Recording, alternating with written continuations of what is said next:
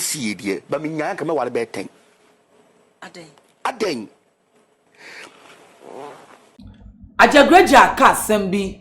waka sembi a chere Ghana for watina simpie so aka na adwen munim so ono de okọ social media ya sa sofi ai ono no ko gina simpie so a ana oba live on the phone so Instagram and Facebook na wo ye rofa obedi block ana obetuma catch us so we ye kwasea we aboa without any remorse. Should I say nyame adwuma na se nyame adwuma na Bible ne de ye ka no enye no Bible na ka 10 commandment kire say that shall not insult no ye was so for mu de omu ka kire say they are free to insult because obi na abeka omo ono de bi o ka say obetena ma kwase bi ekun di a and the tofi akwa entiemu obi nkun tu betena ma obi abawaso ana obi beye wa e ma ne ye wotu ono ye na obehye obi pa wenim se nido wenim se milk wenim se kumku a chance ade abie so ensem bebre what be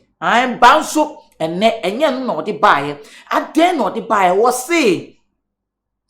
onyanwale dodo a anka ope because polygamy is good.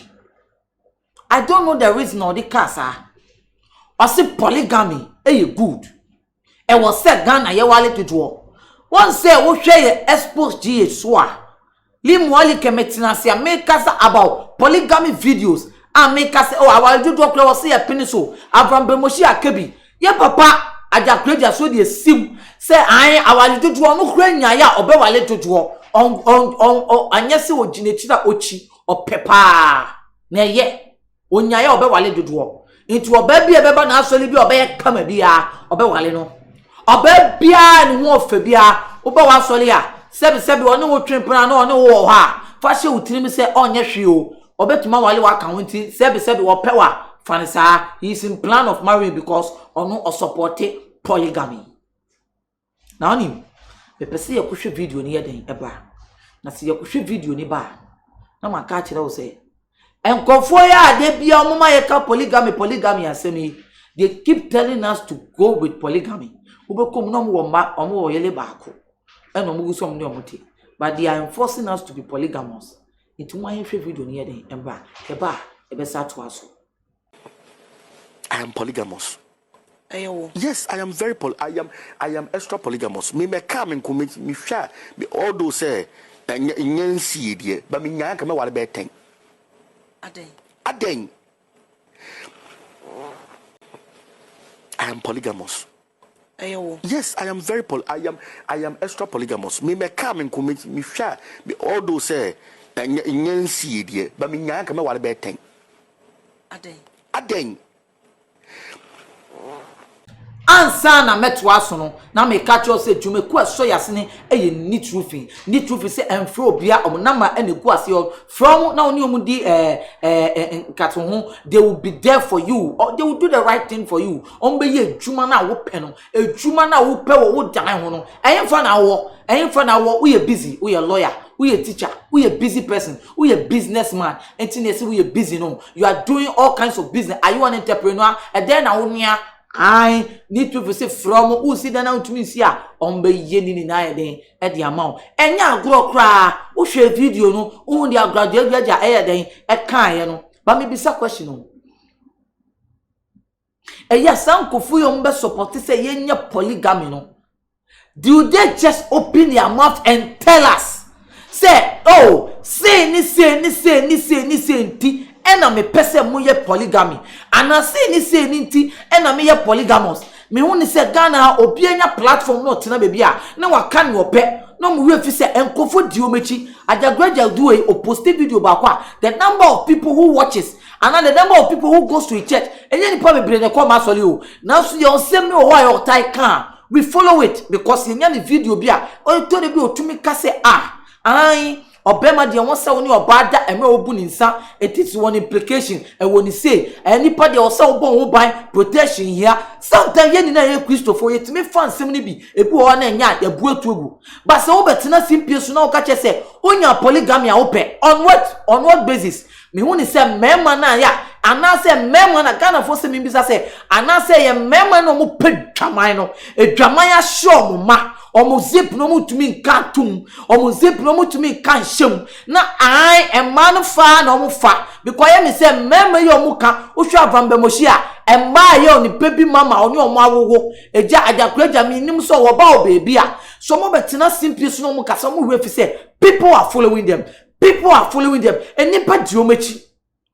or say you should be polygamous but does it know the state a wo di be gina wo be polygamous your baby be kro to me and no be na be polygamous because the problem is polygamy if you are not a person who's of leadership to me control nipa you cannot even control 2 women and pasem ni ma we ebe wo mbia bia en france e ma 2 or 3 I will have control awo is like leading a whole institution so to me it na by force obi nwu to me hwe ba yen wo pa to me have the power to control somebody yen wo pa it will kwa abrochi per se obi to me nya 60 years no se me nipa because he is not willing to give birth and no nyan to kwa iti polygamy na ye kasi munya polygamy na mu dwama asema mpanyifo ika na yeso ye tie no na yes do they come and give us factors because you will be owa obetuma baye my factors on the reason why polygamy is good or polygamy is not good any what the obetuma be my factors are then dia eye anati enye den enye but these people they don't give us factors then they sit on their high seat and be like I support polygamy for their selfish interest into what I share video no why I show video no I am telling you say what the video asks for them I say omo ka asem de amom ho enti sa asem wachi ko gina baby ehun se wo ge ba ko bi enu tu ko bodwaman wo oba be ti unchen kakra ba ote wo ko pa oba bi ni na be bodwaman because polygamy ade o we a whole thing we take plan to do it because cremophone crapo wale to no nye cremoni bia na akọ wale bia de aka na yere ho because it takes a procedure it takes a principle and son wa be for Biden e de aka ho na obema de ona na polygamy udwama mbonti e na wo se yenye polygamy udwama mbonti e na wo se yenye polygamy Arjagurajah na be ka asem o se mema onu de onyaya nkobe polygamy onu de onyaya nkobe polygamy but maybe say say enye obotom kwa o can you control 2 women we ye bema kwa ubodwa me mami unu kwa to me manage o tro girl be for kra na boy na again I den acho e na opesa we polygamy can you control ahwefo na me amede adwumade ebra no within the limo elikem kwame amega hwe Xposed GH enne edin sembe breben ebe bro wo hwe ye videos na air trend no ni ye ka kira wo say there will be a discussion based on this polygamy issue because air rise and na wo hwe mu a mema so na ye ka se nye polygamy women are not being interested but maybe say a man no munye interested in polygamy no ade omunwa man na omunwa no omu wale no ade against them or what I know me dey adwuma dey bro me dey ni limo alikem kwa me amega wait my friend me advocate subscribe share what I say dasende ye be say share bye bye Oniadofo de ne wo haw de ne wo adwendwen de ne wo kodan na edan na wasiewie na wo penchensen papa de aboso anadan a wotimo na senso to a enwunu enunti ama wonna akwakoye bisi basa ene enne me de asempa enam natural things abie wo mo ensem de amasan krofo ni nyina se tutumi kana bra wo mo akache na wo mo emmeso wo haw no ano emfa ema enunti fa wo mo number e wo screen no eso na eni wo mo endi eye kaso wonsa se wo madwuma so aninti no adansifo aje womo atum natural things ana womo adwuma edanso na wontu sika engu da biara eda